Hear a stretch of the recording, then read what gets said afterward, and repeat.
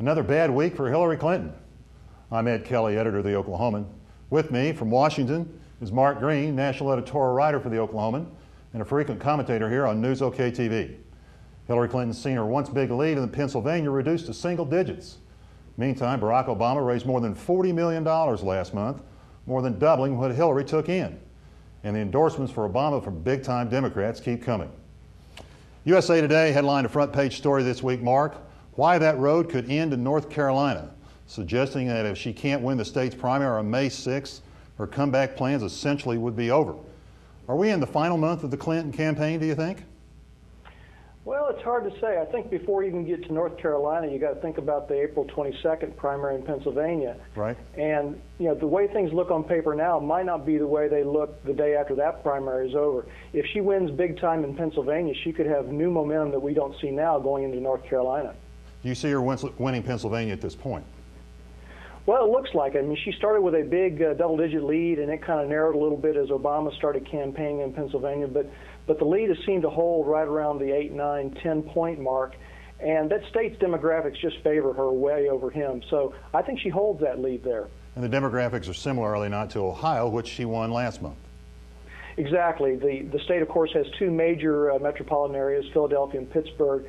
But the vast area in between is very much working class, blue-collar families. A lot of white Americans live there, right. And very much, as you say, like Ohio. So it does favor her. As James Carville has said, the middle part of that state is like Alabama. Yeah, that's the deer hunter part of Pennsylvania, where you've got a lot of people like to hunt and fish and things of that nature, and tend to be older people right. as well that tend to favor her. Right. Okay, Mark, which hurts the candidates the most? The backlash over Barack Obama's loudmouth preacher, or Hillary Clinton's fibbing about being under enemy attack in Bosnia 10 or 12 years ago?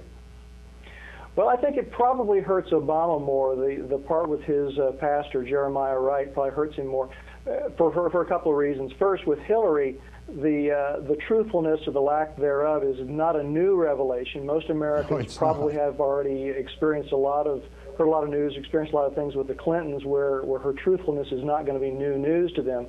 And the second part of that is that Obama, I think, remains very much a quantity to be known, and the revelations about his pastor's sermons and Obama's acquiescence apparently before them raises a lot of questions about who he really is and what his true character is. So I think that in the end, this is going to be something that comes back to get him, if not in the primary race, certainly in the general election as well. So we haven't heard the end of Reverend Wright. Okay, Mark, John McCain's got to be loving all this, does he not? Well, he does. I mean, he gets a chance to basically fly above the radar, above the flak. He's even got his own 3 a.m. commercial out mocking the ones that Hillary has produced. He can just sit back and let these two, Obama and Clinton, fight it out with each other. And the thing about it is, it looks like it's going to keep going on for some weeks. So John McCain gets pretty much a free ride during all of this time. That's true. Okay, Mark, thanks. Look for Mark Green's commentary here on News OK TV, and stay with NewsOK.com for daily updates on Presidential Race 2008.